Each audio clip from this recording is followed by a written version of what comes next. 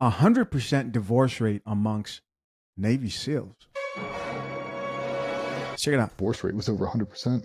Probably still is. Guys get divorced 2 and 3 times. In the military? Yeah. Wow.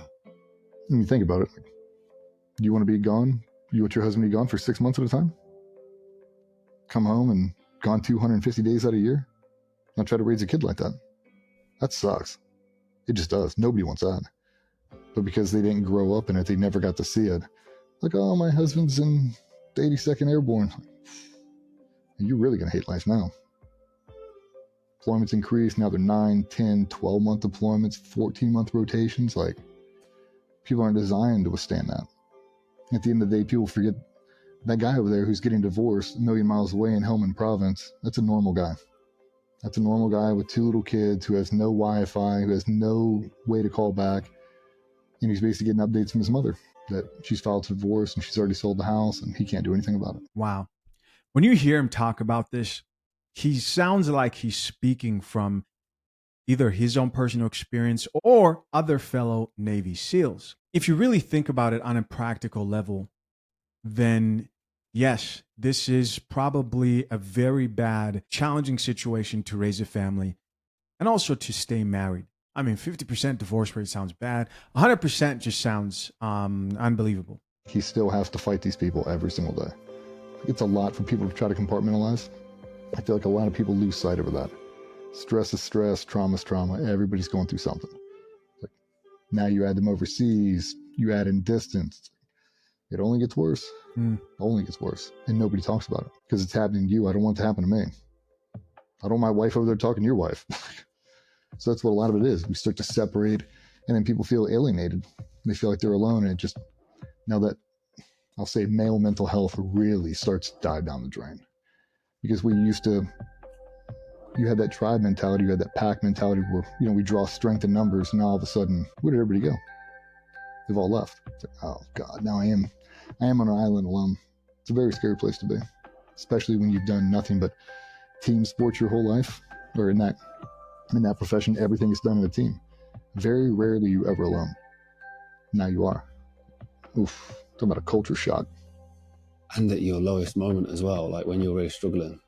And you think people would reach out. You think that, and now I do. I didn't when I was in.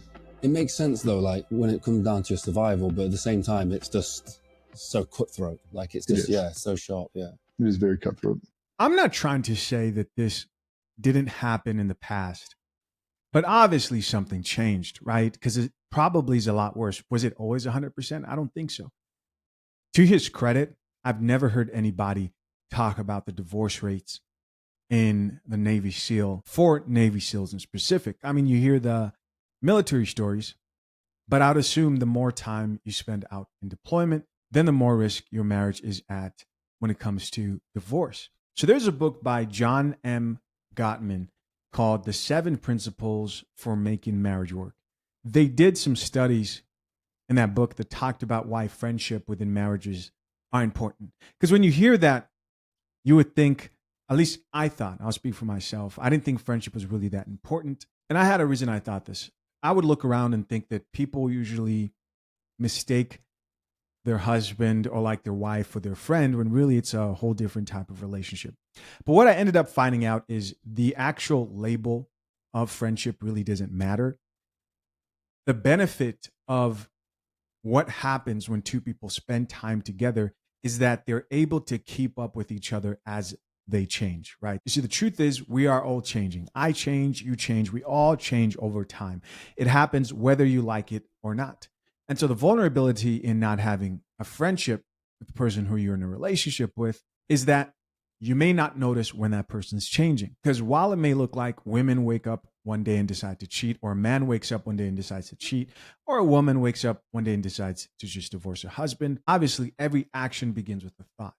And typically people fester over those thoughts and maybe they get motivated by outside factors. And friendship helps you keep up with where that person is at in their life. And I didn't really understand how powerful that was in a marriage until, you know, you look outside of relationships. Or maybe you look at a parent and think like, why am I close with this parent than the other parent? Why do I feel more comfortable talking to this parent than the other parent? Or why am I closer to this friend and the other friend? And it typically comes down to the quality of your friendship. And the quality of your friendship is measured by your willingness to want to get to know somebody better and to be genuinely interested in what's happening to them in their day to day. And while this is not an excuse for broken marriages or divorce, part of the problem today is that everybody's just so busy.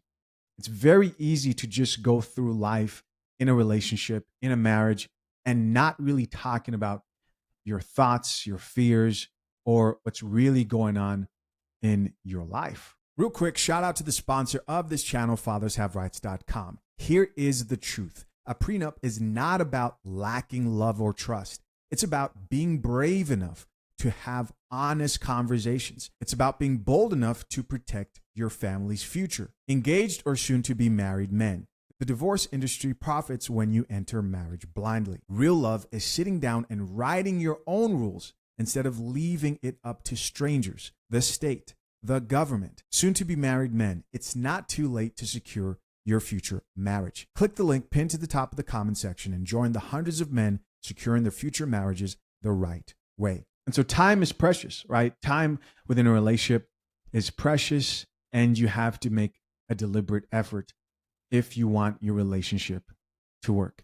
And so what's the opposite of that? How do you destroy a relationship, or at least make it difficult for that relationship to survive? Or you limit the amount of time those two people spend together, which that's what it sounds like goes on here. So to read these comments, see what the people have to say. Top comment here says, it's not even just time. Mine came back from deployment, and my son and I aren't even his priority. His friends are his priority. He ghosts us like we're nothing. He's 30 and his friends are 21 and 22. All they do is party. I'm trying so hard, but he puts no effort in us, and it's been a year of this. I'm done. Well, see, this is a great example of exactly what I was just talking about. She says it's not just time, but it is time. Obviously, something changed. Now, is he comfortable enough to talk about that change? I'm sure his perspective would be different, right? You'd find out that there are reasons he doesn't want to spend time with her, because we all have our faults. But somewhere along the lines, something happened. Maybe it may have something to do with something outside of her. You guys know those friends who, it doesn't matter how long you spend apart from each other. When you're together, you just hit it off like that. Yeah, marriage is not like that for most people. You actually need to make sure you protect that. And when you've gone too far, you need to work hard at fixing it. My name is Master Sergeant Parker, and this message goes for the future military spouse. There's things I'd like you to know before you say yes or get married to your military member, to your soldier. Now, this message goes for any branch, Army, Marine, National Guard, no matter branch it is. I think anybody could benefit from this message. My first thing I want to share to you is the civilian relationship culture is not the same in the military. You have to change your mindset. You have to remember that your soldier in his duty description is to defend the nation. And sometimes he's going to have to stay at work longer than what you like him to. For that, I apologize on his behalf. From that, number one. Number two is you have to change the date. It is normal in the military culture that the service member is going to miss a birthday or anniversary, any dates. I want to recommend you to change the date. So for instance, if he's in the field and don't get home till Sunday and your child's birthday is Friday, move the date. Last time I checked, birthday cakes are sold year round. Just move the date. It will relieve so much stress when it comes to missing dates. So for instance, if your child's birthday is on July 6th, it's okay to celebrate on July 8th. The baby doesn't care, and the mom is there, and the dad is there. Change the date. These may be hard to hear up front, but I'm telling you, it's going to heal and make your relationship last longer. Because the divorce rate is high in the military. The third and final point is, I think all brothers can admit, the military does a poor job on saying this out loud, but they do a good job of demanding it from you. And that is, you must be independent. Your military member or your soldier is going to be in the field or deployed. And it's just going to be you at home with the kids. You need to be able to take that weight and carry it while he's doing his job. If you can do those three things, your relationship is going to make it through the military. And I'm going to do a recap. Number one, you understand the relationship outside the Army is not the same inside the Army. It takes some getting used to. The second thing is, move the date. Don't add already stress. You don't have to play by the rules, and you shouldn't. My mom always told me to think outside the box. And the third one is, and it's not sweet, but you have to be independent. You have to be able to hold the house down while your soldiers out here defending this country. Whether that's field problems or a weekend at the range or deployment. I really want relationships to make it an army. I'm tired of seeing soldiers get divorced over small things I can fix. Now, if you cannot do these three, don't do it. Leave that individual with somebody who can. And there's no hard feelings. The military life is tough. Be tough. Thank you for your service. Somebody else who says during World War II, husbands were gone until the war was over. Women stayed loyal. Well, there also wasn't no-fault divorce, along with many other things during World War II. Somebody else who says gone when they're overseas, gone when they're home. Here's another person who says gone when they're overseas, gone when they're home. I think both parties in these type of situations really need to understand that any time, you need to respect time. Time needs to be respected. You know, you can't, for most relationships, you can't spend time apart and not think you're not going to drift apart. And yes, there's always a small group of people who may be the exception, but for most people, that's not the case. Someone else who says, as a military brat, from birth, siblings serve and married to a military man, it is not easy unless you have the background for it. You have to be strong, resilient, self-sufficient, resourceful, and smart. Sadly, not a lot of women have the fortitude to make it. Look at that, Angie. Yeah, shout out to Angie right here. And of course, guys, I'm not going to skip past the elephant in the room, which is we both know, right? Let's get very real here. That while she's gone, everything around her, wherever she's at, is telling her she deserves better. Is telling her that there's no man that can match up. Is telling her that everything is a bare minimum. You still have toxic femininity that's out here encouraging women to leave marriages and break up families. And I can only imagine it seems like a great excuse when your husband is nowhere in sight. Another person who says, choose wisely. It takes a very strong person to go through this. Over 30 years married, husband was in special forces. We made it. Wow. Another person who added, us oil field workers do that regular. We got strong women who hold down the fort. I was in the military 13 years. And all she did was cheat. It's not the military, it's the woman you pick to hold things down. I think the woman definitely has something to do with it. And I also do believe that you can have factors that can make it more challenging, right? What are your thoughts? This is a Navy Sea stir about ignoring red flags. Listen up, boys and girls. At this particular juncture in my life, I'm newly divorced. I'm brand new divorced. I'm out here like a wild animal. You know, I'm not just out here doing anything and everything. And what happens is when you be at the game so long, you be out them dating streets, you miss red flags. Because you don't know what to look for. And then when you see the red flag, you do not assign the proper urgency to the red flag that you're supposed to. And that's when you get too deep. You get too deep in the shit. You get too deep in the situation that you should have not even been on. This is my cautionary tale that I present to you. So I'm newly divorced. And I meet this young lady. I meet this young lady at the club, and she looked very classy. Very classy. That's how she looked. And in my new dating enthusiasm, I got me one. That's what I'm thinking. That's also talk to her, everything going good. And then she looked deep into my face, and she said, "A bitch like your little eyes." All right. I don't know the signs. I don't know that leading out with a bitch like that is a huge red flag. I didn't understand. My spider senses had been suppressed, so I didn't know what to look for that. So then after that, I say, "Can I get you a drink?" She say, "A bitch wants some Hennessy." Now that was another goddamn red flag. I was like, why is this bitch clapping in rhythm with what she's saying with the words? So we danced a little bit. And then afterwards, she said she's finna go, and so I walked out to a car. First of all, we walked up to a Nissan Altima. A Nissan Altima. That's two of them. That's two red flags right there. That's one of the hubcaps are missing. Then when she pulled off, the license plate said, "The one for you." Just listen at what I say. The one for you. That's an eyebrow razor. But she had told me. She said, "Come by my house tomorrow, and I'm gonna cook for you because I throws down. That's what she said. She put it in parentheses. She said, I throws down in the kitchen. That was just that. She said she put her feet in it. I'm from the South, but to me, that means what? I mean, that's about to be some good eating now. I go to her house and I knock on the door. A little child open the door and say, my mama say, come on in and have a seat. So I walk in the house. Let me tell you something.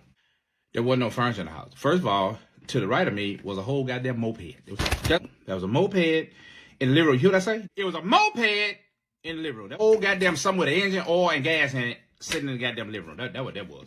And then next, she said, my mama said, have a seat. Well, where the fuck am I sit? Because ain't nothing in here but the moped. And to the left of the moped were 2 school desks. You hear what I say? It was 2 school desks that you get up at the goddamn school building. The one you do your homework in, the school desk. So you had 2 school desks there, and on the far end there, I don't know if you would call that the breakfast nook slash living room slash den. It was patio furniture. She had the table you look like you put on the deck with the hole in the middle with the umbrella go up, but the umbrella wasn't there. She had the umbrella. She had them little fake ass Kroger flowers and sticking in the goddamn hole where the umbrella supposed to go up. Are you understanding what I'm? Are you understand what the hell I'm telling you? Huh? There patio furniture, 2 school desks, and a moped in the whole goddamn living room. And she wasn't out there yet, so I'm standing there, because I'm not gonna sit. I'm not gonna have a seat. First of all, the children is occupying the picnic furniture, the picnic table. They drawing or doing some homework or something.